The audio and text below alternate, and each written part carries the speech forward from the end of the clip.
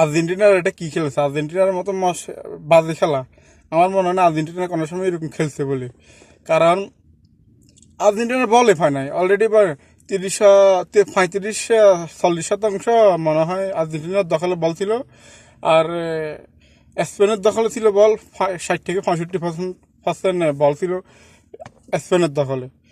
আর্জেন্টিনার কালকে একবারে টোটালে বল ফাইনাল বলতে চলে তার, কারণ লাস্ট 1 মিনিট না 2 মিনিট হেরা একটু অ্যাটাকিং খেলছে, নয়তো হেরা কি বলে পায় না হেরা। এরা যদি আমি কোনদিন দেখি না আর্জেন্টিনা খেলা এরকম হতে। সমস্যা হলো কি, স্পেনের প্লেয়াররা খেলে ফাস্ট খেলে, বেশি প্রচুর ফাস্ট খেলে। কালকে 850 ফাস্ট খেলছে শুধু স্পেনে, 850। আর সেই জায়গাতে 400 মনে হয় 40টা না কয়টা ফাস্ট খেলছে আর্জেন্টিনার। তার মানে অর্ধেক ডিফারেন্স খেলে হয়ে গেছে।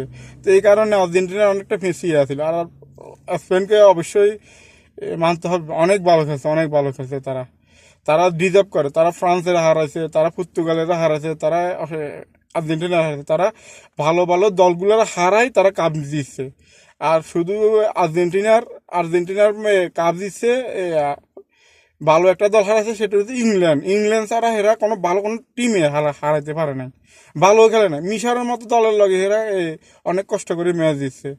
তো এটা ভালো কোনো দলের লগে যদি প্রথমে খেলতো আর্জেন্টিনার, হেরা উঠতে পারতো না ফাইনালে, এটা কার বাস্তবতা।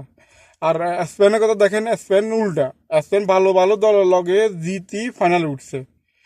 পর্তুগালেরা হারায় আর ফ্রান্সের হারায় ফাইনালে উঠছে, ফাইনাল আবার আর্জেন্টিনা হারাইছে। তো তারা অবশ্যই ভালো টিম, এটা মানতে হবে। ফ্রান্স, স্পেন বর্তমানে ভালো একটা দল, হেতু দলে ভালো ভালো প্লেয়ার আছে। আর কালকে গোল্ডেন বুট জিততে পারে নাই মেসি। মেসি একটা একটা জিততে পারে নাই, ম্যান অফ দ্য ম্যাচও জিততে পারে নাই, কোনো একটা পুরস্কার পায় নাই, একটা পুরস্কারও পায় নাই কালকে। এমবাপ্পে গোল্ডেন বুট দিচ্ছে, রদ্রিগো দিচ্ছে গোল্ডেন বল।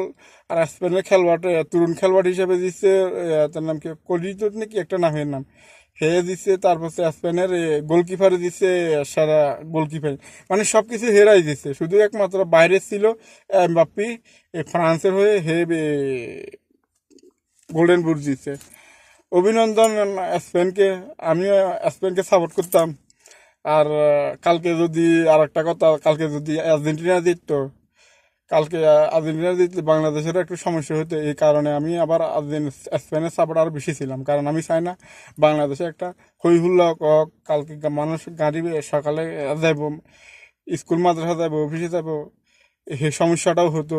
রাতের বেলা মানুষ ঘুমাইতে পারতো না যদি জিততো, কি বলে, আর্জেন্টিনা জিততো। তো এই কারণেও আমি চাই নাই আর্জেন্টিনা জিতক, যেটা বাস্তবতা। আর্জেন্টিনার আর আশা করি আর আর্জেন্টিনা জিতবো না 30 বছরের মধ্যে। আর আর্জেন্টিনা ফাইনালও যেতে পারবো না, এটার কারণে যে মেসি ন থাকাকালীন পারবো না, 30 বছরের মধ্যে পারবো না। কারণ দেখেন আপনার, যখন ব্রাজিল 2002 সালে বিশ্বকাপ জিতছে, এরপরে আর আজকে কবে 24 বছর ভালো প্লেয়ার না থাকার কারণে কোনো ফাইনালে উঠতে পারে না, সেমিফাইনালে যেতে পারেন না। তো এটা একটা ভালো দলের তো একটা ভালো প্লেয়ার না থাকলে ওই দল অনেকটা দুর্বল হয়ে যায়, কারণ নেতৃত্ব শূন্য হয়ে যায়, বহুত সমস্যা হয়। তো এই কারণে দেখবেন যে আর্জেন্টিনা অনেক দুর্বল হয়ে যাব। ইনশাল্লাহ আমরা এবারে স্পেন আর ফ্রান্স, ইংল্যান্ড, এই কয়েকটা দল দেখবেন যে ঘুরে ঘুরে ফাইনাল খেলবো। এখন এখন তরুণরা ভালো খেলতেছে, লামিন ইয়ামাল নতুন করে প্লেয়ার আছে, আবার যে এলিন হ্যাল্যান্ড আছে, এমবাপ্পি আছে, হেরাই ঘুরে ঘুরে দেখবেন যে ফাইনাল খেলবো। আর্জেন্টিনা ব্রাজিল বাদ আজ থেকে, এরা বাদ পড়ে যাবো টোটালি।